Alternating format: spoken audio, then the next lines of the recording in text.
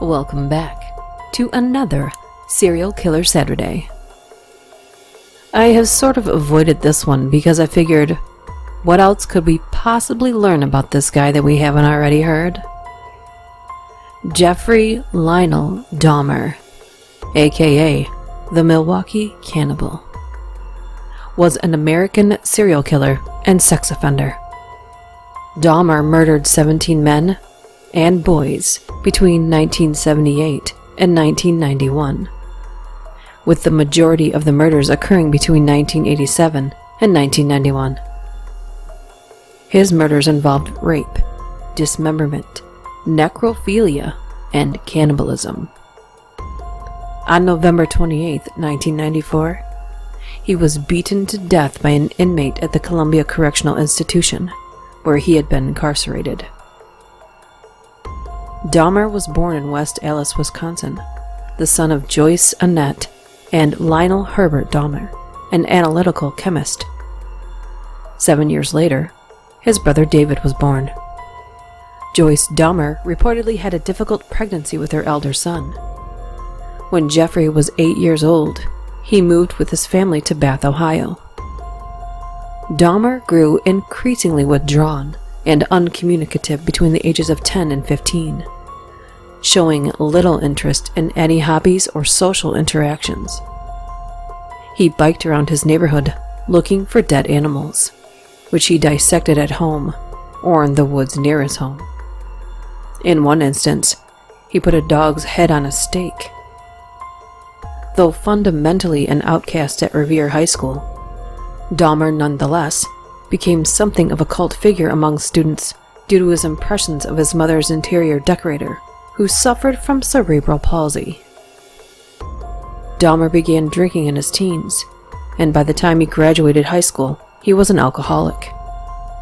In 1977, Lionel and JOYCE Dahmer divorced. Dahmer attended The Ohio State University, but dropped out after 1 quarter, having failed to attend most of his classes. He was drunk for the majority of the term. Dahmer's father then forced him to enlist in the Army. He did well at first, but he was discharged after 2 years because of his alcoholism. When the Army discharged Dahmer in 1981, he was provided with a plane ticket to anywhere in the country. Dahmer later told police he could not go home to face his father, so he headed to Miami Beach, Florida, because he was tired of the cold. He continued to drink heavily and was arrested for drunk and disorderly conduct later in 1981. In 1982, Dahmer moved back to Wisconsin with his grandmother, where he lived for 6 years. During this time, his behavior grew increasingly strange. His grandmother once found a fully dressed male mannequin in his closet. Dahmer had stolen it from a store. On another occasion, she found a .357 Magnum under his bed.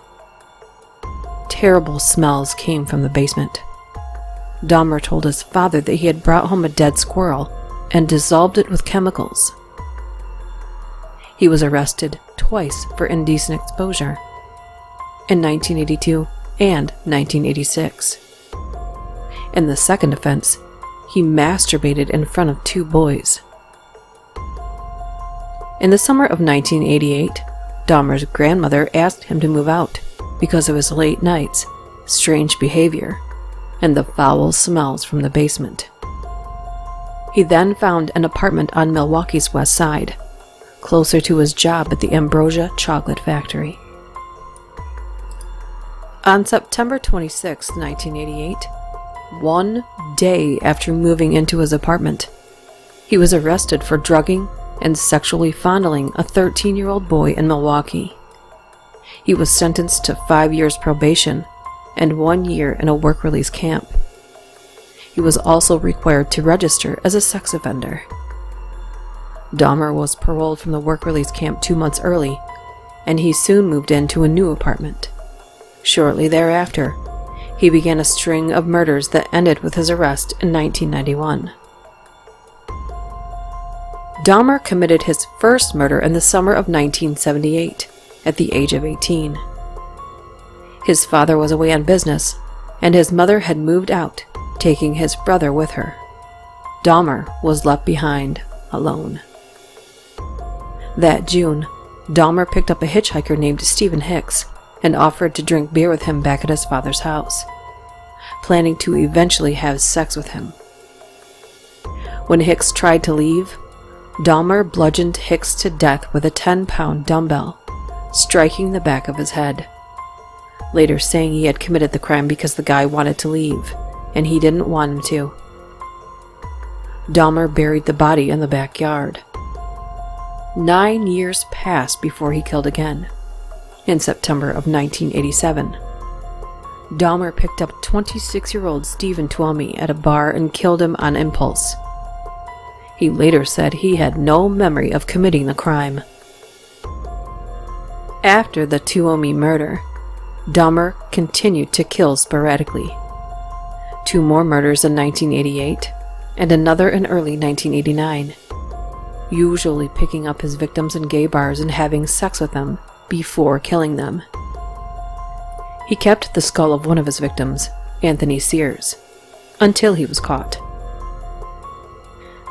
In May of 1990, he moved out of his grandmother's house for the last time and into an apartment that later became infamous.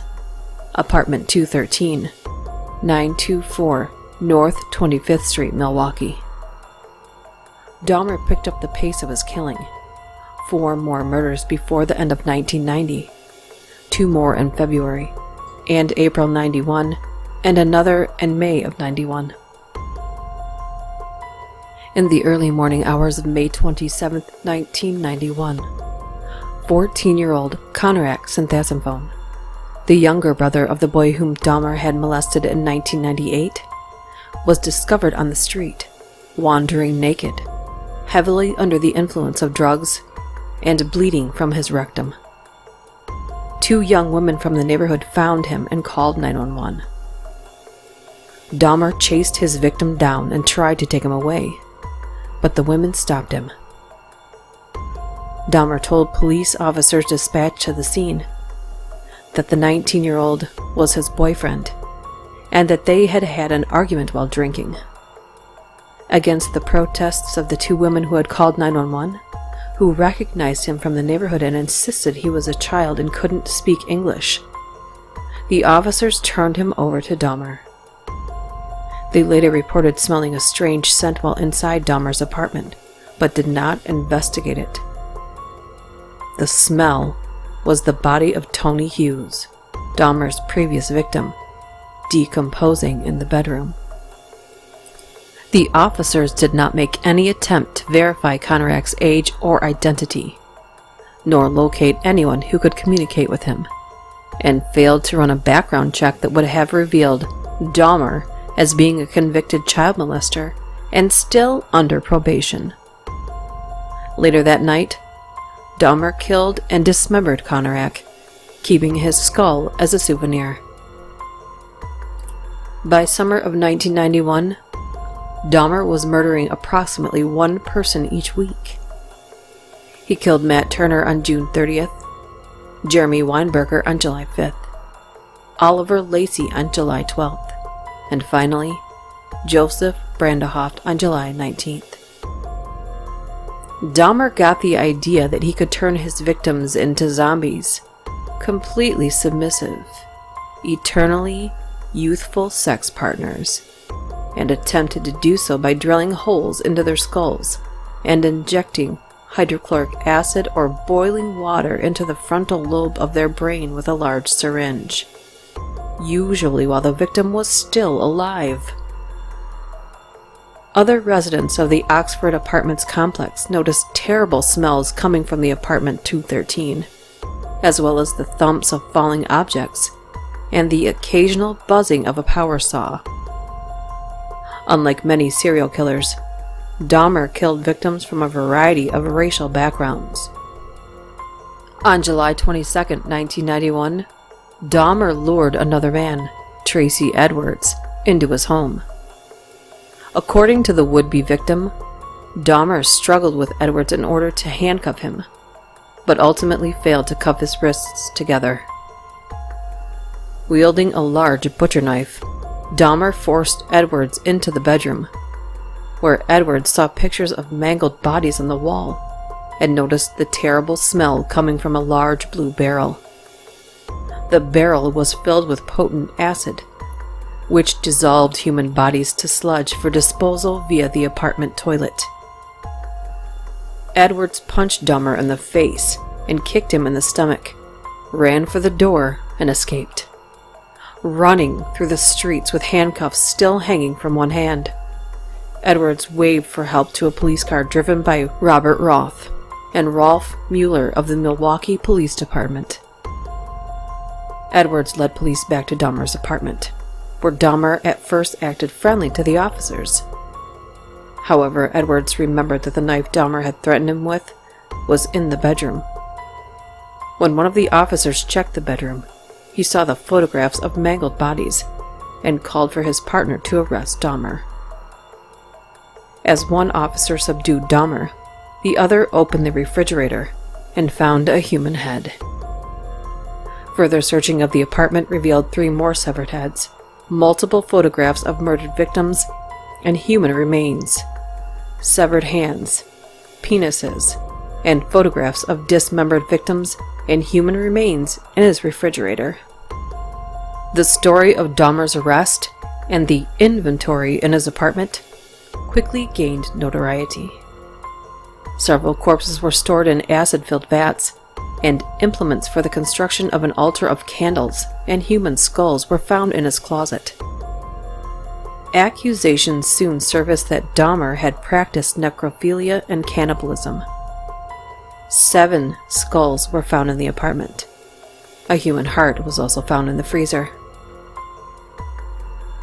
During the trial, Dahmer was indicted on 17 murder charges, later reduced to 15. Dahmer was not charged with the attempted murder of Edwards. His trial began on January 30th, 1992. With evidence overwhelmingly against him, Dahmer pleaded not guilty by reason of insanity. The trial lasted 2 weeks. The court found Dahmer sane and guilty on 15 counts of murder and sentenced him to 15 life terms, totaling 957 years in prison, which was the maximum penalty available as Wisconsin abolished capital punishment in 1853. At his sentencing hearing, Dahmer expressed remorse for his actions and said that he wished for his own death. In May of that year, Dahmer was extradited to Ohio, where he entered a plea of guilty for the murder of his first victim, Stephen Hicks. Dahmer served his time at the Columbia Correctional Institution in Portage, Wisconsin, where he ultimately declared himself a born-again Christian. Roy Ratcliffe, a local preacher from the Churches of Christ, met with Dahmer and agreed to baptize him. An inmate attempted to slash Dahmer's throat with a razor blade while Dahmer was returning to his cell from a church service in the prison chapel. Dahmer escaped the incident with superficial wounds. While doing janitorial work in the prison gym, Dahmer and another inmate, Jesse Anderson, were severely beaten by fellow inmate Christopher Scarver with a broomstick handle on November 28, 1994. Dahmer died of severe head trauma while on his way to the hospital in an ambulance. Anderson died 2 days later from his wounds. Upon learning of his death, Dahmer's mother, Joyce, responded angrily to the media. "Now is everybody happy? Now that he's bludgeoned to death, is that good enough for everyone?" The response of the families to Dahmer's victims was mixed, although it appears most were pleased with his death. The district attorney who prosecuted Dahmer cautioned against turning Scarver into a folk hero, noting that Dahmer's death was still murder. The Oxford apartments at 924 North 25th Street were demolished in 1992. The site is now a vacant lot. Plans to convert the site into a memorial garden failed to materialize. In 1994, Lionel Dahmer published a book, A Father's Story, and donated a portion of the proceeds from his book to the victims' families. Most of the families showed support for Lionel Dahmer and his wife, Sherry. He is retired from his career as an analytical chemist and resides with his wife in Medina County, Ohio. Both continue to carry the name Dahmer and say that they love Jeffrey despite his crimes. Jeffrey's mother and Lionel Dahmer's first wife, JOYCE, died of cancer in 2000. Jeffrey's younger brother, David, changed his last name and lives in anonymity. Dahmer's estate was awarded to the families of 11 of his victims who had sued for damages. In 1996, Thomas Jacobson, a lawyer representing 8 of the families, announced a planned auction of Dahmer's estate to raise up to $1 million, sparking controversy. A civic group, Milwaukee Civic Pride, was quickly established in an effort to raise the funds to purchase and destroy Dahmer's possessions. The group pledged $407,000, including a $100,000 gift by Milwaukee real estate developer Joseph Silber, for the purchase of Dahmer's estate.